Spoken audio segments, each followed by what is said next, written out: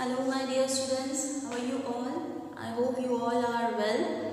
Students, in your previous lecture, we have discussed about different techniques to be used for the separation of heterogeneous mixture, right? Today, what we are going to study is another very important topic of your chapter, and the name of the topic is separation of components of air. For this you will be needing your book, as it is having the diagram on the setup that has been that is going to be used for separation of mixture of air. Okay, so beta, we all know that air is having different kinds of, it's basically a mixture of different gases, right? तो air में present different gases में से हमें क्या काम की है, the most essential one is the oxygen, right? हमें नाइट्रोजन चाहिए, अगर हमें दूसरी कोई डिफरेंट गैसेस हैं या उसको सेपरेट आउट करना है, पर हमारे लिए मोस्ट एसेंशियल ऑक्सीजन है, बिकॉज हम ब्रीथ करते हैं उससे। तो प्योर फॉर्म ऑफ ऑक्सीजन को एक्सट्रैक्ट आउट करने के लिए ये पर्टिकुलर प्रोसेस जो है वो यूज़ होती है, ठीक है। तो इस बेसिक कॉन्सेप्ट के साथ, क्योंकि ये एक मिक्सचर जो है कंपोनेंट्स ऑफ एयर है, ओके, तो उसको सेपरेट आउट करना ये इस पर्टिकुलर टॉपिक का बहुत इंपॉर्टेंट पार्ट है, ठीक है। तो बेसिक जो सेटअप है वो मैं आपको बता दूंगी, पर डायग्राम के थ्रू आपको पढ़ना है, okay. So this is particular the diagram, okay, which is given on page number 23. Okay, so this is the basic setup for the separation of components of air. Okay, अब यहाँ आपको क्या करना है, देखिए 4 चैम्बर्स में ये पर्टिकुलरली डिवाइडेड है। The first one is the compressor. Okay, second is the cooling tank.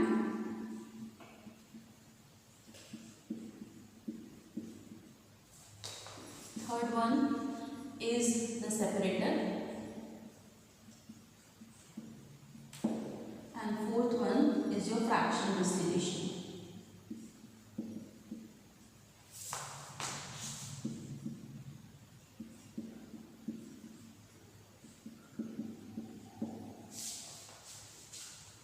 तो ऐसे 4 पार्ट्स में, 4 चैम्बर्स में ये डिवाइडेड है।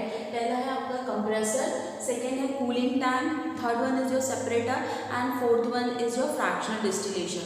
तो इन चारों से हमारा जो मिक्सचर है एयर का, उसे हम पास करेंगे to extract out the pure form of particular gas that we need or that we require. Okay, so basic phenomena behind this technique is to extract out pure form of a particular gas. Okay, so where to begin? It started with to purify all the impurities a gas particular air is having, a mixture of air is having.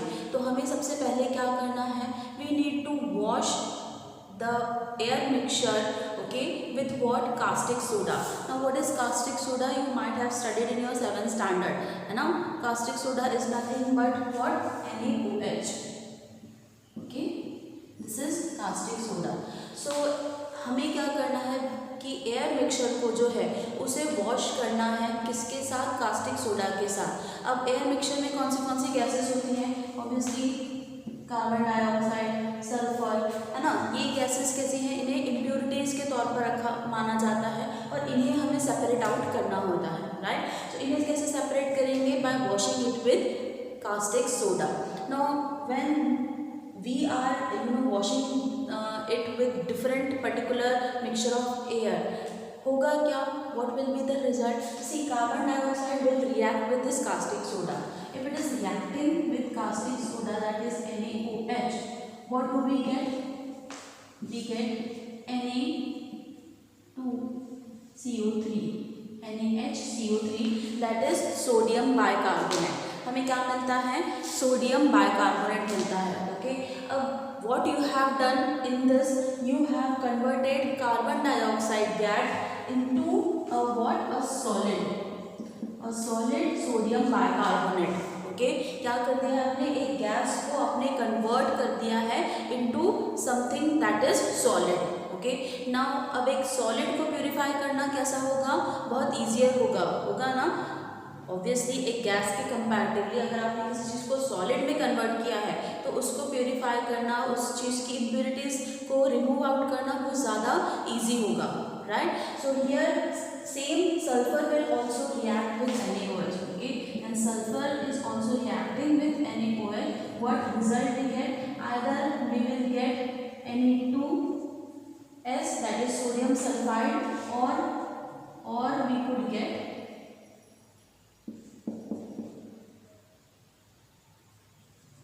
Na2SO3. Okay, other हमें मिलेगा sodium sulphide या sodium sulphide. मैं क्या बोल रही हूँ, sulphide and sulphide both are different, है ना। यहाँ पर हमें दो अलग अलग चीज़ें मिलती हैं, Na2SO3 या फिर Na2S, जिसको हम सोडियम सल्फाइड बोलते हैं। ये सल्फाइड है और ये सल्फाइड है। तो अब आपने बेसिक स्टेप में क्या किया है, फर्स्ट स्टेप में ही आपने जो मिक्सचर है उसमें से क्या किया है, जो इम्प्योरिटीज़ हैं, इम्प्योरिटीज़ कौन सी, कार्बन डाइऑक्साइड, सल्फर, इसको रिमूव आउट किया है फर्स्ट स्टेप में। ओके, अब सेकेंड इसमें क्या करना है आपको, now you need to pass this particular pure, not pure actually, less impurities or removed out all impurities mixture of gases into the compressor. Now this is where the actual process begin. अब आपको क्या करना है, इस particular gas को पास करना है through the compressor. यहाँ देखिए आपके डायग्राम में, यहाँ से ये जो फिल्टर होकर गैस जो है वो कहाँ जा रही है, ऊपर कंप्रेसर की तरफ, ठीक है। Now here what you need to do, you have to compress the air. When you are compressing the air, the pressure will be increased. What you have to do, you have to increase the pressure 200 times more than the atmospheric pressure. What will happen, it will get compressed and it will get converted into hot air. Okay, and then what you have to do, then you have, when this particular hot air is entering into the spiral tube, from the one end you will pass what, here cool water or cold water you will pass. Okay, अब देखिए आप यहाँ क्या कर रहे हैं, अब जब आपकी एयर मिक्सचर जो है उसमें से इम्प्योरिटीज़ रिमूव हो गई, आपने क्या किया, यहाँ से एयर को पास किया, ठीक है, और उसे कंप्रेस किया। अब कंप्रेस जब भी हम करते हैं बेटा, हमेशा याद रखिए उसका प्रेशर बढ़ता है, प्रेशर बढ़ता है, टेम्परेचर बढ़ता है, टेम्परेचर भी इंक्रीज होता है। तो हमें प्रेशर कितना बढ़ाना है, 200 times more than the atmospheric pressure. जितना आपका एटमॉस्फेरिक प्रेशर है उससे 200 गुना ज़्यादा आपको आपका जो प्रेशर है उसे बढ़ाना है। ऑब्वियसली क्या होगा, यहाँ पर टेम्परेचर इंक्रीज होगा। अब यहाँ देखिए, जब प्रेशर इंक्रीज हो रहा है, एयर कंप्रेस्ड हो रही है, टेम्परेचर इंक्रीज हो रहा है, तो ऑब्वियसली क्या होगा, this will become a very hot air, है ना। सडनली क्या कर रहे हैं आप, यहाँ से ये जब हॉट एयर यहाँ पर एक्यूमुलेट हो रही है, यहाँ से आप क्या कर रहे हैं, कोल्ड वाटर जो है वो पास करें, फ्रीजिंग कोल्ड वाटर। अब आप कोई गर्म चीज़ पर कोई बहुत ठंडी चीज़ डालेंगे तो क्या होगा, दोनों को आपस में टकराव होगा, है ना। ऑब्वियसली जब दोनों आपस में टकराएंगी, गर्म ठंडे से जब मिलता है, तो हम गर्म पानी में ठंडा पानी डालते हैं तो ऑब्वियसली टेम्परेचर फॉल्स डाउन होता है ना। तो वैसा ही यहाँ भी होगा, जब इस टेम्परेचर में इस हॉट एयर जब ये कंप्रेस हो रही है, यहाँ से वन एंड से we are passing freezing cold water and it is collaborating with the hot water, it is what it is happening, from one end this water is getting out, separated out। एक end से ठंडा पानी जा रहा है, एक end से जब वो टकराकर हॉट एयर जो मिल रही है ना, उससे टकराकर वन एंड से वो वाटर जो है वो बाहर जा रहा है। अब देखिए, जब कभी भी हम किसी गर्म चीज़ के साथ ठंडी चीज़ मिलाते हैं, है ना, तो क्या होता है, प्रेशर जो है वो वापस से फॉल्स डाउन होता है, टेम्परेचर ऑल्सो फॉल्स डाउन। तो यहाँ क्या हो रहा है, प्रेशर अगर थोड़ा भी कम हुआ तो वो किसकी तरफ जाएगा, obviously it will get equalise to the atmospheric pressure. Obviously अब टेम्परेचर फॉल डाउन तो क्या होगा, रिजल्टिंग इनटू काइनेटिक एनर्जी, है ना, fall down of kinetic energy. Kinetic energy में भी चेंजेस दिखेंगे, कैसे, क्योंकि the particular particles will get start moving apart from each other. गर्म चीज़ से ठंडी चीज़ टकराए तो ऑब्वियसली काइनेटिक एनर्जी में भी हमें चेंजेस देखने मिले। अब ये क्या हो रहा है यहाँ पर, अब जो कन्वर्जन हो रहा है गर्म का ठंडे के साथ, तो वन एंड से आप कंटिन्यूसली वहाँ पर ठंडा फ्रीजिंग वाटर ऐड कर रहे हो, वन साइड से कंप्रेस्ड एयर आ रही है कंटिन्यूसली, और हॉट एंड कोल्ड जो एयर और वाटर का है वो क्या हो रहा है, वो टकराव हो रहा है। So from one end you are taking out this water, एक एंड से ठंडा पानी जा रहा है तो एक एंड से आपने क्या किया, उस वाटर को वहाँ से वापस बाहर भी निकाला है, जो हॉट एयर या जो कंप्रेस्ड होकर जो पानी वहाँ से जमा हुआ है उससे। अब यहाँ देखिए, ये होने के बाद वो पर्टिकुलर पानी क्या हो रहा है, उस एयर को क्या कर रहा है, पूरी तरीके से कूल डाउन कर रहा है ना। टेम्परेचर फॉल डाउन हो रहा है, pressure is getting equalised with the atmospheric pressure, resulting into what, this particular air temperature is getting cool down. When this is happening, what we are doing, we are cold compressing the air। यहाँ देखिए ऊपर, अब यहाँ cooling tank में आपने क्या किया, अपने मिक्सचर को पास किया, किस लिए, ताकि उसका जितना भी टेम्परेचर राइजन हुआ है वो क्या हो जाए, पूरी तरीके से कूल हो जाए, और कूल होकर वो एयर क्या हो, इस तरफ सेपरेटर की तरफ जो है जाकर पास होगी। अब जितनी भी वो कूल्ड एयर थी वो सेपरेटर में जाकर क्या हो जाएगी, वहाँ जमा हो जाएगी। अब सेपरेटर में जमा हो जाने के बाद as you can see here, carbon dioxide जो है ड्राई आइस के फॉर्म में बाहर निकलेगा, और सेपरेटर से जो हमें पर्टिकुलर गैसेस का मिक्सचर था उसमें से कार्बन डाइऑक्साइड रिमूव होगी, सल्फर रिमूव हो गया, रिमेनिंग कौन सा बचा हमारा, ऑक्सीजन, नाइट्रोजन, आर्गॉन। अब इनका क्या होगा, ये फ्रैक्शनल डिस्टिलेशन के लिए फर्दर प्रोसेस में जाएंगे। ठीक है, पहला कंप्रेसर से निकला, कूलिंग टैंक में गया, कूलिंग टैंक से सेपरेटर में, सेपरेटर से हमें ड्राई आइस मिल गया, यानी हमारा कार्बन डाइऑक्साइड पूरी तरीके से रिमूव हो गया। अब यहाँ फ्रैक्शनल डिस्टिलेशन में सबसे लास्ट में हमारा जो मिक्सचर है एयर का वो पहुँच रहा है। अब यहाँ देखिए, फ्रैक्शनल डिस्टिलेशन का बेसिक प्रिंसिपल क्या कहता है, that separation of gases should be on what, different separation of gases should be based on what, difference in their boiling point। okay, difference in their boiling point। तो अब हमारे पास कितनी gases हैं, जैसे oxygen है, नाइट्रोजन है and argon है।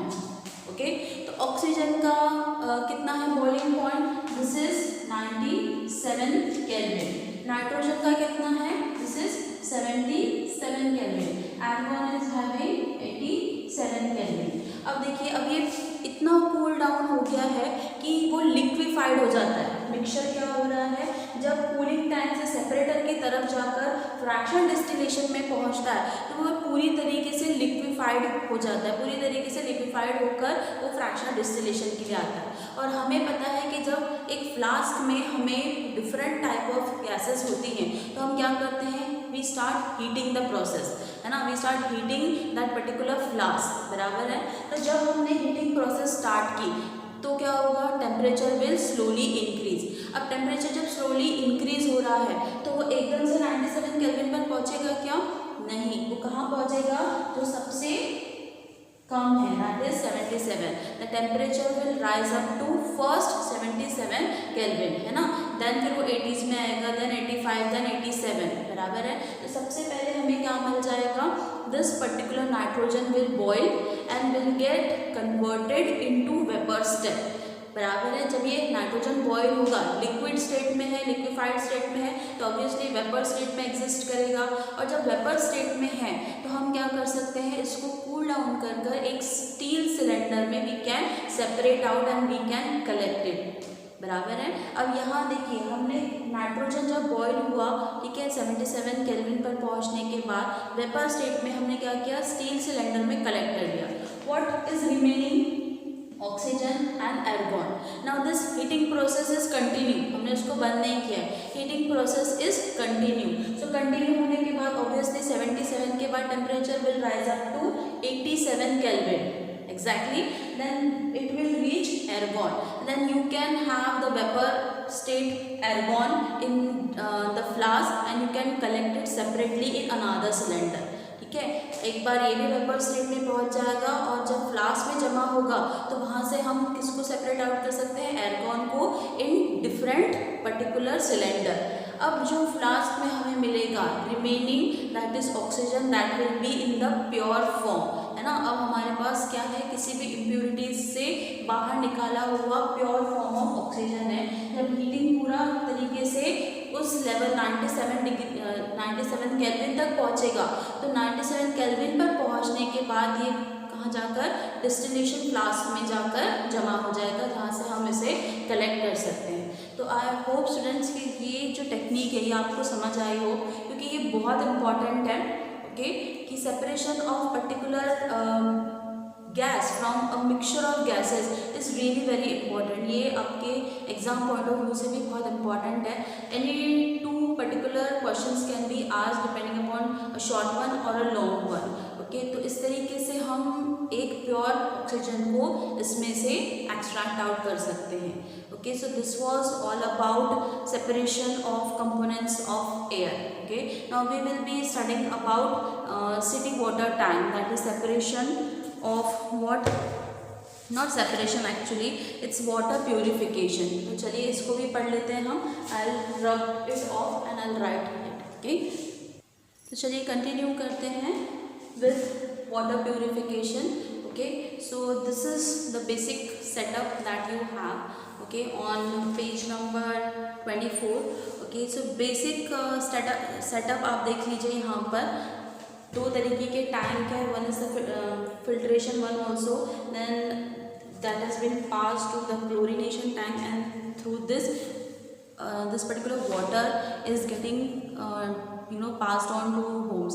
so we all know that river water is normally used, right, for drinking purpose and for the supplies through water tanks to different big cities, है ना। हमें पता है कि जो रिवर वाटर है वही हम यूज़ करते हैं, but we all know that river water is so unfit for drinking, है ना।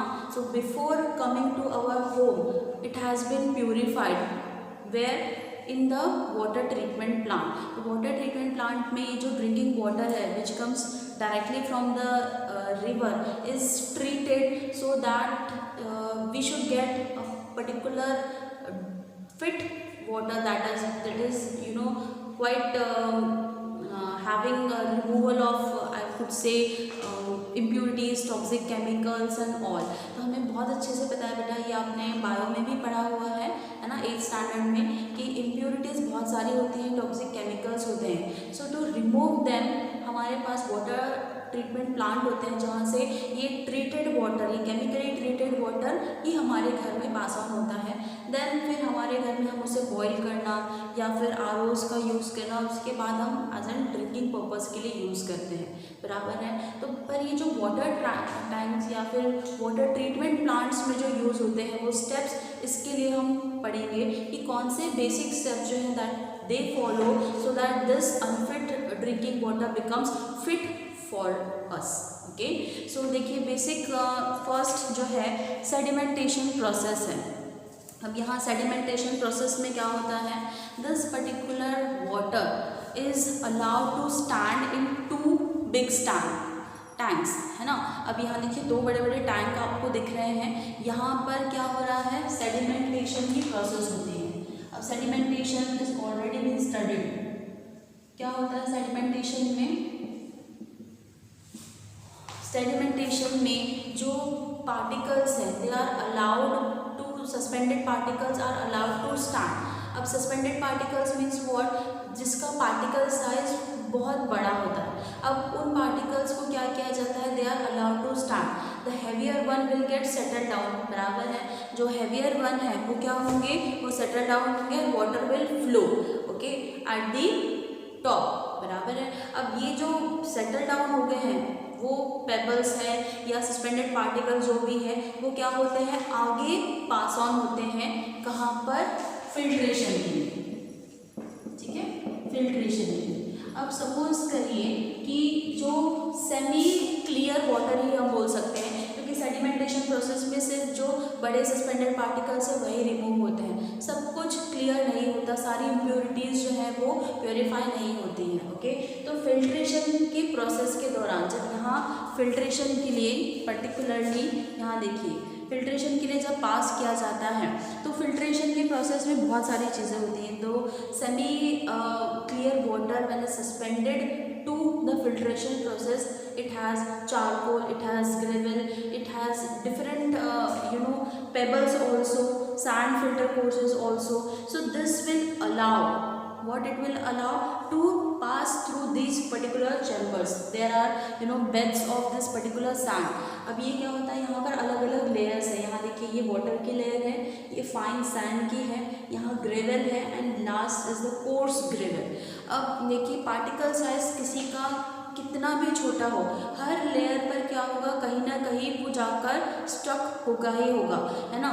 अब बहुत छोटे से छोटा पार्टिकल भी है सैंड का या डर्ट का कहीं ना कहीं, तो उस फिल्ट्रेशन प्रोसेस में क्या होगा, maximum impurities will get stuck and we will get the purified form of, or I could say clear form of that drinking water, है ना. जो रिवर ड्रिंकिंग वाटर है वो कहाँ पहुँचेगा, फिल्ट्रेशन के बाद थोड़ा सा क्लियर होकर हमारे पास उस पर्टिकुलर टैंक में जाकर डिपॉजिट होगा. अब जब ये डिपॉजिट हो चुका है तो थर्ड जो है वो फाइनल स्टेप है, दैट इज स्टेरिलाइजेशन.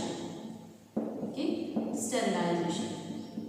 अब स्टेरिलाइजेशन का मतलब ही है removal of what, harmful micro organisms. Okay,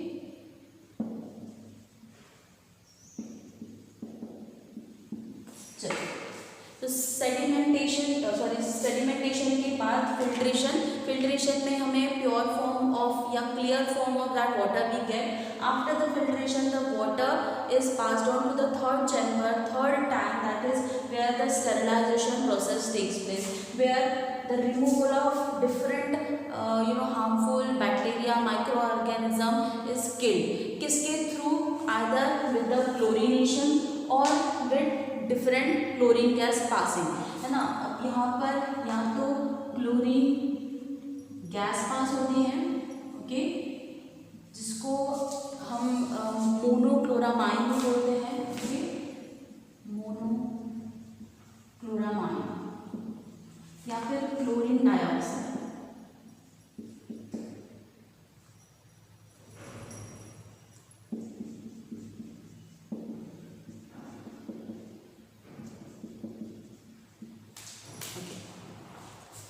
तो इसको नोट करके रखिए क्योंकि ये दोनों ही इंपॉर्टेंट है, एमसीक्यूज के फॉर्म में पूछे जाते हैं जनरली जब आप स्टेरिलाइजेशन की प्रोसेस करते हैं. तो मोनोक्लोरामाइन या क्लोरीन डाइऑक्साइड, इन दोनों केमिकल्स में से किसी एक का यूज़ होता है for the removal of harmful bacteria और micro organism, and at the end we get the final product that is the pure form of water, which is usable for different purposes and for drinking purpose as well. Okay, so 3 step basically form होते हैं. वैसे तो बहुत सारे steps हैं जहाँ एक water treatment plant में वो यूज़ होते हैं, but the most important 3 are given in this particular diagram, and the first one sedimentation, filtration and sterilization. Okay, so I hope it is already been since taught to you in 8th standard in bio, so I don't think it is difficult for you to understand, है ना. ये बहुत easiest part है. तो यहाँ आपका syllabus जो है वो ख़त्म होता है फर्स्ट चैप्टर का. अब आपके सिर्फ जो रिमेनिंग MCQs बचे हैं NCERT के, and certain questions that are based on different technique that we will be doing in your next lecture. But जो एक्सप्लेनेटरी पार्ट है that is completed over here. Okay, so first chapter is completed. Only the question answers and the MCQs and the questions that are dependent on calculations, that is remaining. So we will do it in your next lecture. Okay, good day students, take care.